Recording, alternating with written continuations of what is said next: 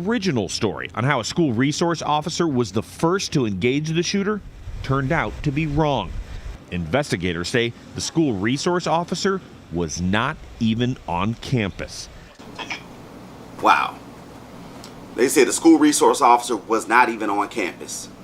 That's a serious concern right there, because that reminds me when I was in the Air Force, when you were securing a post, you did not leave your post ever under any circumstances unless you are properly relieved. That's the only way you leave a post. When you were securing a post, and if you had to go to the bathroom, you had to wait for someone to relieve you. You don't just leave that post, and you don't just abandon your post, because that's exactly what that is. The new details have forced Texas Governor Greg Abbott to answer questions on why he initially praised the police response hours after the shooting. The information that I was given turned out in part to be inaccurate, and I'm absolutely livid about that. The changing narrative on what happened and details on why police waited to enter the classroom has many Robb Elementary parents astounded and angry. As a mother, I would do that, which I don't understand is why they did it. And why? That's their job, to put themselves in risk. Christian and Jessica Garcia's daughter, Kylie, survived the shooting. But now the family and many in the community are questioning why police didn't act sooner. Why didn't they make the right decision? Why didn't they go in? They got their own assault rifles. They got their vests. That's their job. That's what they're there for. Just nothing, no words to describe, not disappointed. An anonymous donor has donated $175,000 to cover all the funeral expenses of the 21 people who were killed. President Biden is expected to visit here in Uvalde tomorrow. Michelle? Omar, thank you. Now, this is part of a press conference with Sheriff Grady Judd out of Polk County, Florida. And what he said makes a lot of sense. Check this out. People are in denial. It can't ever happen here. I will say this, and quite frankly, I hope you can prove me wrong, but the overwhelming majority of the school districts in this country, the overwhelming majority of law enforcement agencies in this country are not equipped and trained to deal with an active assailant, an active shooter, to the level that they need to be. And you can always improve. So I wasn't surprised that the doors were unlocked. I wasn't surprised. I was saddened about the response. Let me tell you clearly and unequivocally, the training in Florida, and I'll speak specifically here, and I'm thankful for the Florida legislature. I'm thankful for the people of the state of Florida and the support. But if you come to a school in this county armed, we're going to do our best through either our guardians, our school resource officers, or our school resource deputy sheriffs to eliminate the threat outside of the school before they ever get to the children. We're trained to do that. Now, if you have trouble understanding that, let me give it to you in Polk County vernacular. This is the last thing you'll see before we put a bullet through your head. That's right. If you're trying to hurt our children. We're going to shoot you graveyard dead if you come onto a campus with a gun, threatening our children or shooting at us. Now, quite frankly, here's the deal. We're going to charge directly to the threat. There's no mustering, there's no gathering up. We go individually to the threat and engage it. That's what we train for. Why do we train like that? If they're shooting at us, they're not shooting at the children. Now, we don't want to be shot either, but given the choice of being shot and killed on the ground or those children dying, we'll die every time. And if, as a law enforcement officer, if you can't get with that, if you can't wrap your head around that, then you don't need to be in law enforcement. Plain and simple. Do something else. Those cops had everything they needed to engage and eliminate the threat, but they chose to stand by while lives were being taken. Children's lives were being taken. That's totally unacceptable. My brothers and sisters in blue, you have the tools necessary. You have your vest. You have your primary. You have your backup. You have ARs. Just about every cop now carries ARs. I've carried mine for years. You know that they're kids, right? They're little kids. They don't know how to defend themselves. The timeline clarification comes as videos like this surface, showing parents trying to rush into the school as the rampage was unfolding.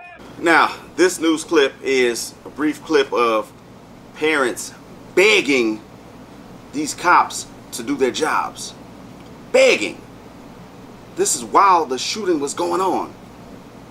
Held back by local officers who are seen apparently not taking action to confront the shooter.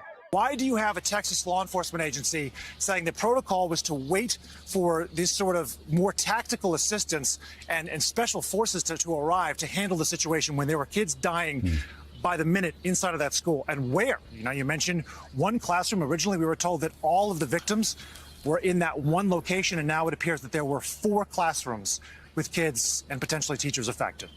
4 classrooms. In other words, the gunman did not carry out all of the killings in just one classroom, as Uvalde police initially claimed. The murderer walked around in the school, spreading the carnage, as police waited outside and held back parents who desperately wanted to try and protect their children. Hello, everybody. I'm David Schuster. Thanks for joining us. There are no words that can accurately describe the anger, rage, and grief so many Americans are feeling over all of this. There is an internet meme, though, that has certainly struck a chord. It shows an officer pointing a weapon and says, "Cops when a suspect reaches into their glove box for a driver's license," and then, with an officer sitting, quote, "Cops when a person has been shooting up an elementary school for an hour and the parents are outside screaming and crying to get in and stop him." Fair or not, that is now the image of U.S. police. The details from Uvalde make it even worse. Officials say the killer, after shooting his grandmother, drove his truck towards the elementary school and crashed the truck in a ditch. Officials say he then got out, fired towards 2 witnesses at a funeral home across the street, then walked towards the school, climbed a fence to enter the parking lot, and then began firing at the school building. Officials say 12 minutes passed from when he crashed until the time he entered the school. That's right, he was outside that school for 12 minutes. It means the police were slow to respond, never mind their cowering in fear once they got to the school.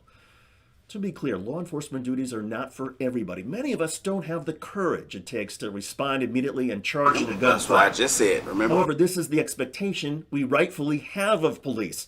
As we've reported extensively on this channel, police are trained to try and take control and dominate a situation before it gets even more dangerous. But now we've seen that when some police feel they are outgunned to begin with, they retreat. And in this case, it likely added to the death toll. At least one of the kids who was shot was apparently alive but bleeding during that hour-long wait. By the time she was taken to the hospital, she had lost too much blood and died. For her, it appears that hour wait was the difference between life and death. As the questions mount about the police and whether more good guys with a gun can make as much of an impact as banning assault-style guns, many Republicans are saying, well, guns are not the problem. When 9/11... Okay, so they said 12 minutes passed from the time that he crashed his grandmother's truck until the cops first got there. That is absolutely ridiculous and totally unacceptable. Typical response time, like I said before, is 3 to 5 minutes. They took 12 minutes. They got all these calls of shots being fired, and they were too much of cowards to act appropriately. And remember, I'm a former cop. I usually side with the police. But also, I have no problem calling out bad cops, calling out rogue cops. And anytime you show that level of deliberate indifference, you have violated your oath of office. You are rogue, and you need to lose your certification and get brought up on charges, because all those babies' blood is on your hands because of your cowardly and egregious actions. In the Buffalo, New York shooting, the retired officer that was doing security at the store, Aaron Salter, that man died a hero, because even though he was the only one there with a gun, he was the only one there able to try and protect people, he died on his feet. He didn't go running away. There was only one of him, and he did the best he could. Even though he went down, the man died a hero. You had 19 plus officers out there that just stood by. They're cowards. So at the end of the day, if you're thinking about getting into law enforcement, if you even think that you might hesitate going to a situation like this, an active shooter situation, if you think there could be just the slightest possibility that you'll freeze, don't get into law enforcement. And to all these people that say we need more gun laws, no, that is not a solution at all, because no amount of restrictions and additional laws are going to prevent something like this. All they're going to do is hinder law-abiding citizens, and that's what you don't need in society. And that brings me back to what I just said the other day, that the Supreme Court has ruled numerous times, and the appellate courts have upheld it numerous times, that the police do not have an obligation to protect you. Your personal safety and the personal safety of your family is your responsibility. And the best tool to protect that is a firearm. So remember to stay armed, stay vigilant, and stay tactical. We'll see you next time.